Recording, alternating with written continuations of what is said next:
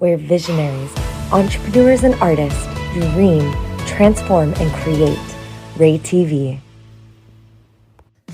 You are listening to Miracle Moment, and I am your host, Rae Irelan. This is where trailblazing, truth-telling, provocative, and successful entrepreneurs and creatives from around the globe share their number one miracle moment that changed everything, pointing them in the direction of igniting epic soul alignment in their life and business.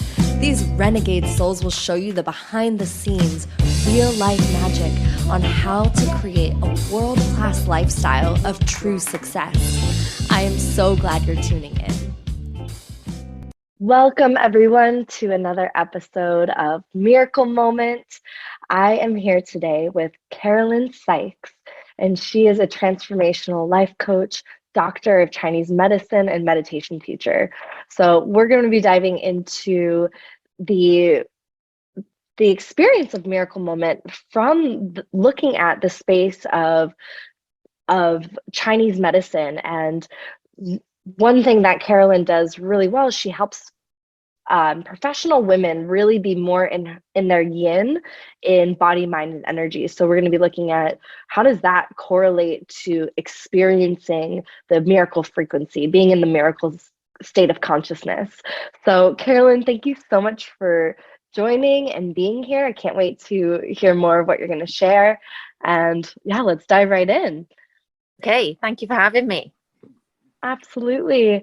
So tell us a little bit about your journey to becoming, a Chinese medicine meditation teacher, life coach, how it all comes together.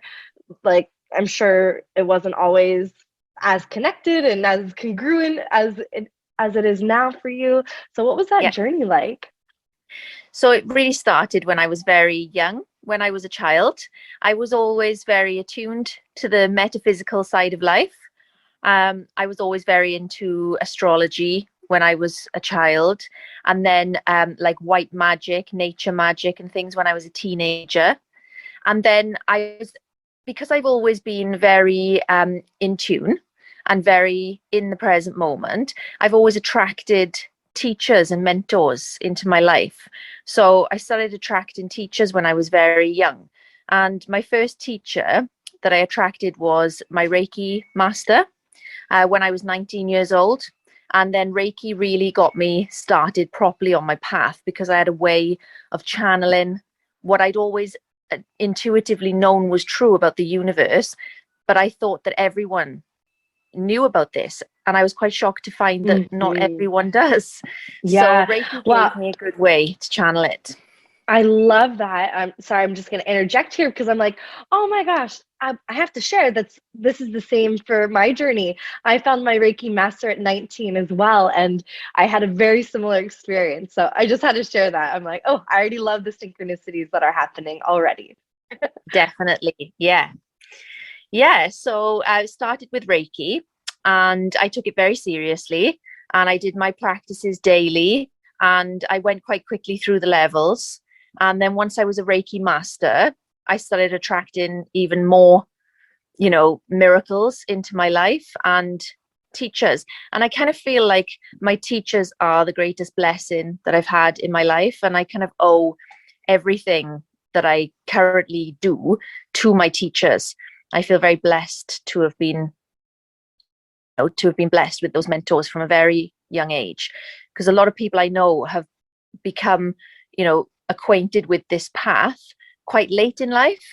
And that's something I do now, is I help women, mainly menopausal women, who are going through this massive transformational change in life and probably finding their purpose later in life and finding this magical aspect to life later. So I'm just so blessed that I found it so early on. So a second teacher that came into my life in my early 20s was a man called Jason Chan. He's a Chinese Tai Chi teacher, but he is an enlightened master. And what he teaches is way more than Tai Chi. So he taught me a lot about consciousness and about how to raise my energetic frequency and how to hold more light and how to heal my body, which is really fundamental if we want to raise our frequency, is that we have to have a healthy body that's strong enough to hold higher frequencies and more light, and then able to channel that for others as well. And then I met a guy called the Barefoot Doctor. You may have heard of him before. I actually haven't. Tell me more. Okay. So he passed away in 2020, at the beginning of 2020, which obviously is a real shame. But basically, he dedicated his entire life to the Taoist arts. So he started doing martial arts when he was 11 years old. And he was an acupuncturist. He was a teacher of meditation. He taught manifestation as well. And he had some very high profile clients. He was Madonna's acupuncturist. And oh, wow. He wrote about 20 best-selling books, which are all still available now. So yeah, he's left an amazing body of work. Wow. So I was really lucky to have been personally mentored with him as well. Incredible. Yeah. The power of mentorship and just having those people in your life that are guiding pillars is so profound. And one thing that I've shared, and I've heard others, especially on this podcast, share about, there's clearly having a mentor in your life is so powerful. And sometimes we get blessed with just these insane mentors. It's like you look back and like what you're sharing with me, it's like, oh my gosh, what a blessing that was. And I want to share another perspective, because I think sometimes people can get caught in, well, I don't have those incredible mentors in my life. And I just want to share this for everyone that's listening, is you may actually have that mentor in your life without you even acknowledging it or becoming aware of it.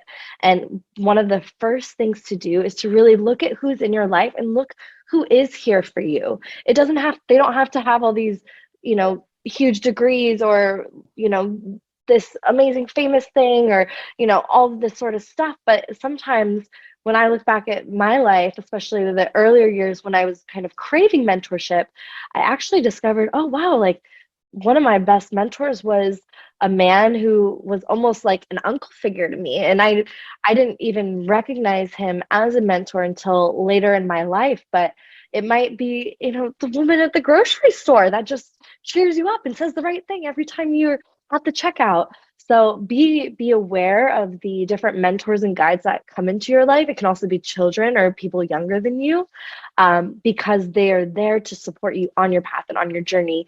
And they may come in many different packages and sizes. Yes. And I love hearing, and I think we can also attract and call in these really powerful, strong mentors that will help guide us in career and business and spirituality. So holding all of that to be true, but that was just something I wanted to note in here as we were talking. I love that. Yeah. I think it's something I've always valued is my teachers in life. And one of the Reiki principles is honoring parents, elders, and teachers, isn't it? Yep, totally. Mm-hmm. I will honor my parents, elders, and teachers. So that's something that I've always valued highly. And listening to you say that made me realize how many unrecognized mentors I've had in my life as well. I would say that even quite a lot of the clients that I've had over the years have become mentors. Long-standing clients. It's like we've got something to offer, and they've also got a gift in return. Yeah, we're the one offering the service, but the people we're working with have got something equally valuable to share in return. So yeah, I love that. So you found your mentors and you've been like guided on this path through that.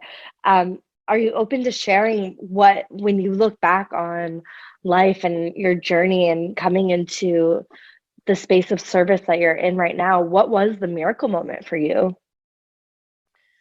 Well, I think the entire journey is an unfolding miracle. And it's interesting that you talk about miracles, because my business is actually called AcuMiracles. So I love it. It's that fusion of acupuncture and miracles. So I studied a course in miracles. for most of my early 20s. And it was like, when I first started finding these teachers, a lot of them were Hay House authors. They'd written books, and I was listening to, it was talks, they'd given talks on these stages, and I was listening to a lot of them on like DVDs that came with the books and things like this. And I noticed that they were all talking about something called A Course in Miracles. And so I went down to my local bookstore and saw A Course in Miracles was there. And I used to pick up the same copy every week and read some of it, until eventually 6 months later, I actually bought the book. But they do say that when you're ready, it finds you. So I bought the book. And then within a few days, I ended up on my first retreat with my first mentor. And as I was packing my suitcase, I thought, shall I take this book with me? And then I thought, it's a bit thick and heavy, and it might weigh my suitcase down, so I won't take it. And when I got there, every single person had A Course in Miracles on their bedside table. So, oh my gosh, of course. Yeah. I think that was the real miracle moment, where obviously there's been so many, but I think that was a real miracle moment for me, when I sort of accepted the invitation of A Course in Miracles, and then instantly was surrounded by everyone else also studying the course. And then I knew I was on the right path. So can you go into describing the feeling that you had like in your body as you kind of awoke to that alignment that you had found yourself in? Yeah, it was like ecstasy. It's a very high voltage kind of energy. You can literally feel it running through your body like electricity, but at the same time, it feels very light and very clear. It feels you literally feel weightless, and you feel like you're not as small as your body. You feel more like, this is going to sound really weird because it's something you can't put into words, but you feel like you're at one with the sky. Does that make sense? Totally. Expansive. Yeah, that expansive quality. I think the key thing, it feels very light and weightless. Yeah, I love that, because I so resonate with that. I don't know if you know this part about me, but I'm a skydiver. And oh my God. Yes. So being able to experience that sensation of being one with the sky, literally just, dancing with the clouds, is an experience that I enjoy weekly, if possible. Yeah. Oh my God. And I do think that is really connected to the experience, the body sensations that I have when I am also in alignment with miracles and synchronicities happening in my life. And for me, skydiving has been a way to continue to experience that feeling, and to kind of take ownership of creating that for myself. And one of the most interesting things that I received out of my skydive experience, in terms of that like sensation, was realizing that sensation actually has so much focus. Because I think originally I thought, it's about just like letting go and receiving and trusting, but it really it's about so much presence, so much focus, because each second you're falling at such a fast rate that the seconds feel like they're much longer than what is actually happening. And I think that's also a sensation that happens in the experience of miracles and synchronicities, where time kind of expands and contracts and shifts in its perspective with you. And that timelessness, that weightlessness, is such a fascinating quality to the experience of miracles. Definitely. Do you know what? I was going to say skydiving then, but I've skydived once in my life. Oh, amazing. And, it's just reminding me that this skydive was in itself another miracle moment. So I love it. I was going through the lessons of A Course in Miracles, and my lesson for the day was, I want the peace of God. And then it says in the first couple of lines of the lesson to say these words is powerful, but to mean them is everything. It's something like that. Okay. So it was talking about you say this, I want the peace of God, and you really mean it, and it means so much more than you could ever imagine. And as I was skydiving, I was saying it in my mind. And then when the parachute came up and we started to float, the guy who was behind me said, there's a rainbow over there. And because we were above the rainbow, it was like a full circle. And then he said, do you want to go through the middle of it? Oh, so no we literally way. went through the middle of the rainbow, and I was saying it as I was going through it. Yeah. What a miracle. What a miracle. Oh my gosh. Just diving through a rainbow today. That's all. Have you ever done that? No. Oh my God. Putting that on my list of things to manifest. Yeah. I bet that'll happen now. Now we've talked about it. Oh yeah, it will. And that's also such a cool thing. It's like once it's in your field, once it's in your awareness, you're so much closer to experiencing it and creating that in your own reality. Yep, definitely. Oh, I love it. Yeah, everyone that's listening is also probably going to be now thinking about how can I dive through a rainbow? That was so lucky, considering that's the only one I've ever done, to have that experience on that day. Really lucky. A miracle. It is. It's incredible.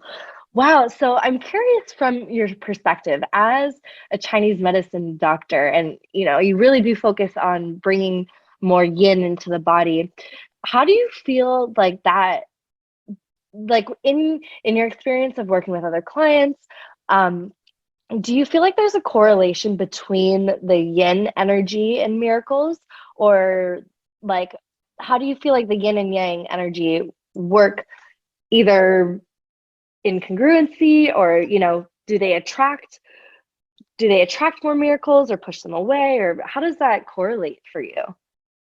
Okay, so in Chinese medicine and Taoism, we talk about something called the middle way.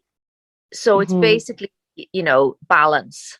And that's what the yin yang symbol is perfect balance. So when we have that balance of yin and yang, we're not too extreme one way or another. But what I see in normal Western life is that we're very extremely yang. That's just what life's like. It's busy, it's on the go constantly. We push and strive and force ourselves. So that's all very yang. So that depletes the yin. And the yin, it's an essence, but it's also the fluids in the body. And that's why, as women, because we obviously lose blood on a monthly basis, we lose a lot of blood through childbirth as well, and then we use up a lot of our yin energy through being too yang. So that means we're too masculine in the world. Yeah. And so the yin practices bring more balance back in, more harmony. So there's a lot of meditative practices. So for me, being in that present moment awareness is the yin, and that's where the miracles happen. They happen in the now. That you already are it. The present moment.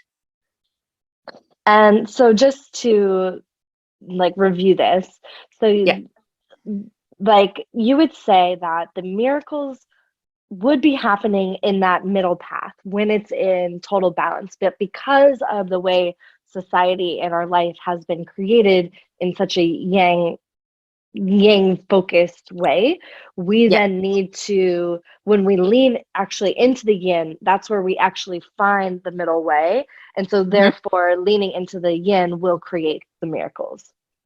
Yes. Or create the space for miracles to arrive. Yep, that's it. It's perfect. Because it says in A Course in Miracles that miracles occur naturally as expressions of love. And when they're not occurring, something has gone wrong. So I feel like what's gone wrong is if we're living out of alignment, if we're living out of balance. Yeah, absolutely. And it can happen so easily too, which is the interesting thing, because our world is so it's tuned into the radio frequency of the yang energy. And so we're moving fast, we're striving for success. what would you say to specifically women that are on a very like successful path, and they want to achieve success and they want to, hit those milestones?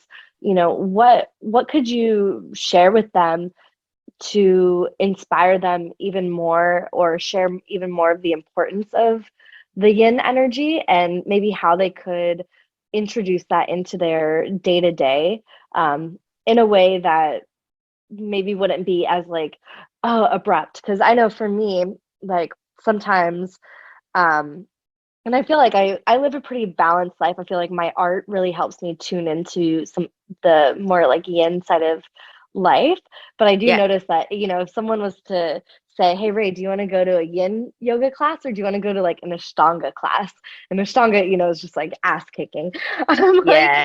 I'm like, I'll go to Ashtanga. Like it's hard for me to kind of slow down sometimes, even though I Mm. know the benefits. And so I know that a lot of other women that are just, high achievers, it can be kind of hard to understand and really how much yin do I need in my life? Like, isn't that enough? Or, what does that balance point look like, would you say?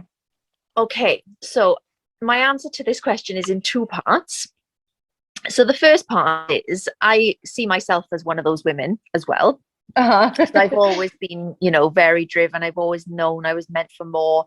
I've been on a very long path of, growth and evolution, which is never ending. And so Yes. what happened for me was when I met another mentor, which came later on, who was an Ashaya monk.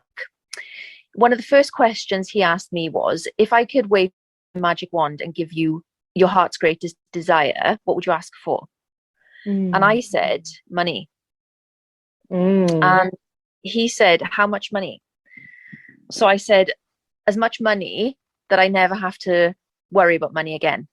So basically more than I'll ever need, more than I'll ever want, just Yeah. more than enough money. And he said, okay, if I could wave my magic wand and give you that now, how would that make you feel?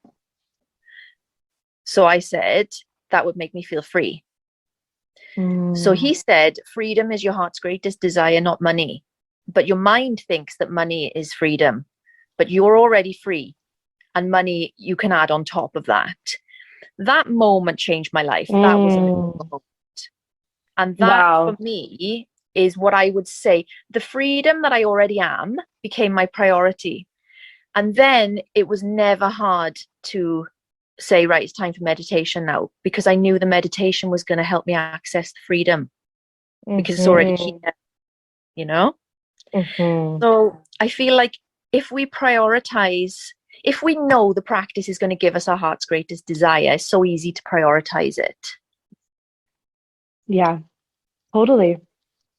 I So love that's, that.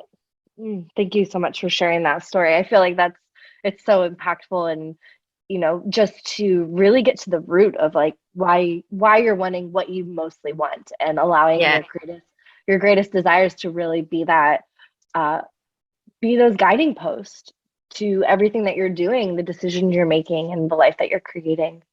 yeah. I felt like that when I started to do the meditation practice he taught me and experience the freedom on a moment to moment basis, I felt like it saved me about 10 years of hard work at the same time, because it stopped Wow. me from doing things just to make money. I only did things that made me feel free from that point on. Ultimately those things lead you to the most money anyway. So it really does well, collapse time, as Melanie would say. Right. But the second part to my answer is, as a new mum now, well, he's not really a newborn, he's 20 months old now, but I've been Congratulations.